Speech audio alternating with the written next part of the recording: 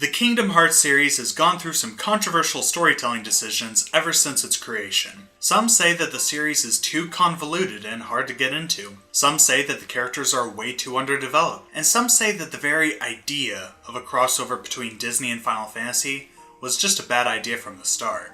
Yet despite all of these divisive opinions, the Kingdom Hearts series continues to stay strong and even continuously gain new fans. If the story is really that bad, why are there so many passionate fans for convoluted titles such as Birth by Sleep and even Kingdom Hearts 2? While I cannot speak for everyone, I think that the story behind Kingdom Hearts is a lot more interesting and clever than some people give it credit for. Does it have its flaws? Yes, absolutely, but I find that many of these flaws can be overlooked when you see and embrace the overall message of the story altogether. One of these elements that I want to discuss today is the relationship between the main antagonist and the main protagonist, Master Xehanort and Sora. The parallels between the natures of these two characters are one of the most interesting things to analyze for me, and I don't think people quite understand how deep it goes.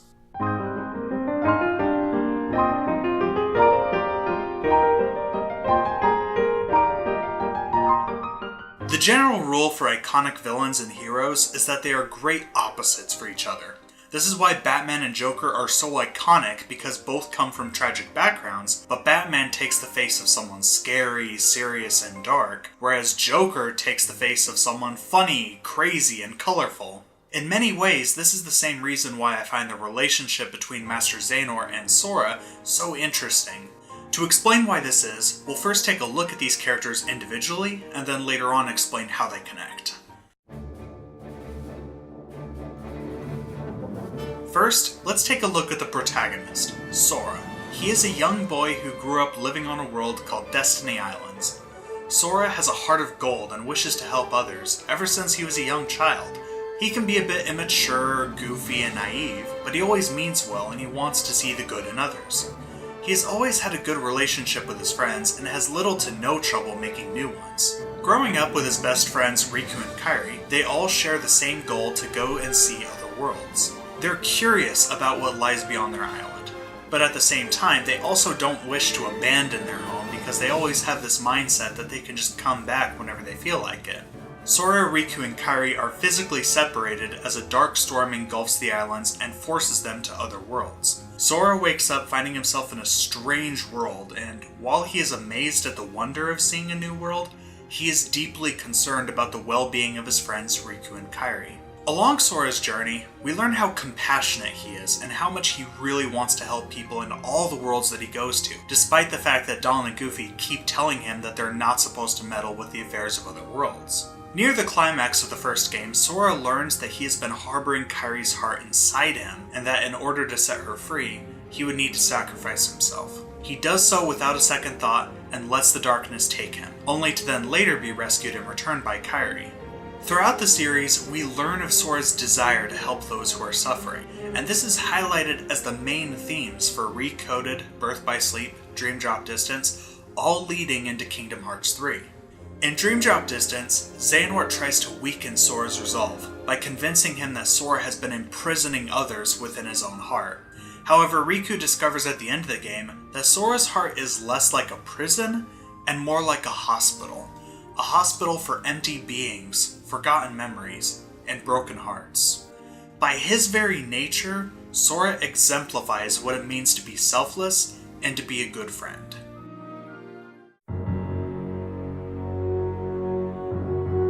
Now let's take a look at Xehanort. While we don't know all the details behind Xehanort's past, scenes from Birth by Sleep and the Xehanort reports give us hints about what that past was like. We know that he grew up in Destiny Islands just like Sora did. Like Sora, Xehanort had a desire to go and see other worlds. However, unlike Sora, this desire seems less like wanting to explore and discover, but rather is seen almost like the desire to escape a prison. In the first cutscene of Birth by Sleep, Xehanort looks out into the ocean and says, "This world is just too small." And then in Kingdom Hearts 1, Xehanort's Heartless, possessing Riku, refers to this island as a prison. In fact, the entire speech he gives in Kingdom Hearts 1 seems to take on a double meaning. Not only is he talking about Riku, he is talking about himself.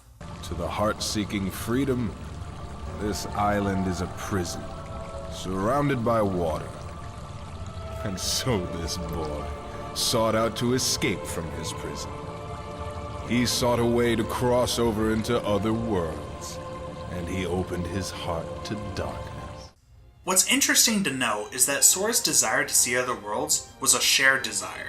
He, Riku, and Kairi all had this desire to travel to other worlds together as friends, with the idea that one day they would all be able to return.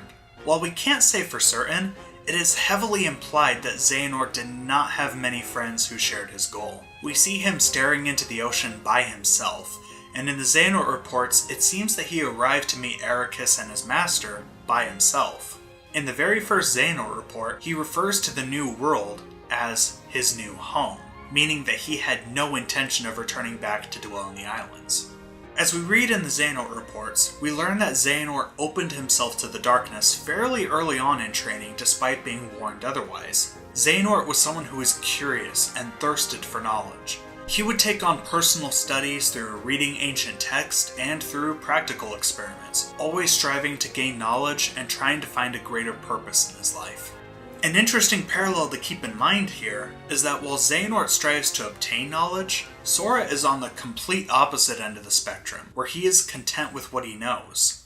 Sora isn't very smart, and there are a lot of things that happen around him that he simply doesn't understand at all. However, he is content with not knowing everything. In the end, Sora prioritizes the little things in life, such as knowing how to be a good friend to others, having fun, playing games. He has a very childlike personality in that way. Meanwhile, on the complete opposite end of the spectrum, Xehanort forgets the little things in life just for the sake of achieving one giant goal. Xehanort strives to recreate the Keyblade War just for the sake of curiosity. This curious nature, along with the influence of the darkness, clouds him of his better judgment and leads him to perform harmful acts to others just for the sake of obtaining his goal. The price that he pays for gaining greater knowledge is losing his humanity and compassion. Look too hard for one thing, and you miss everything else. And then, the people around you get hurt in the process. Like Xehanort, his single-minded thirst for answers created Ansem. We all have a little of that curiosity in us. So if we're not careful, any one of us could create an Ansem. He has no regard for the well-being of others, so long as their sacrifice serves a greater purpose. This is emphasized especially in Dream Drop Distance, when it is revealed that Xehanort's plan for the organization was to remove every member of their own identity, effectively erasing the very person that they are and transforming their heart into just another clone of Xehanort. He has so little regard and so little trust in others that he seeks to go this far just to ensure that no one betrays him or stops him from attaining his goal. I don't think this is really emphasized enough, but this is one of the most evil things I think a villain has done in any fictional story.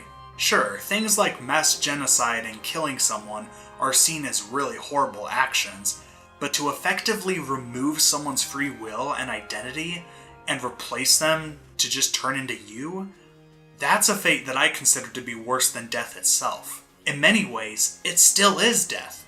Who you are dies in that process. And that is a major factor into the conflict that Sora and Xehanort have.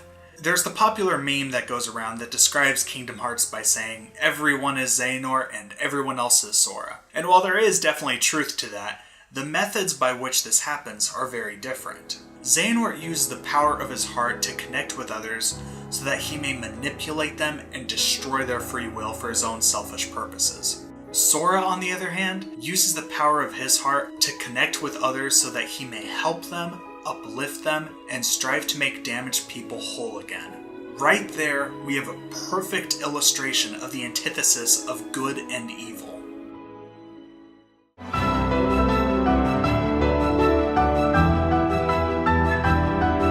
In many ways, Sora and Xehanort exemplify the kind of impact that true friendship can have on someone.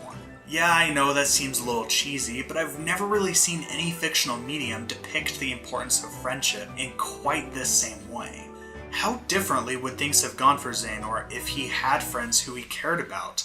friends who truly connected with him. I think the answer to that is that he would have likely turned out similarly to Riku, someone who struggled with the darkness but was able to find a good balance with the help of his friends. However, by disregarding those around him and obsessing over worldly knowledge and unsolved mysteries, he became desensitized to the suffering of others and has become corrupted by his own darkness. He looked beyond the mark, and he lost his way.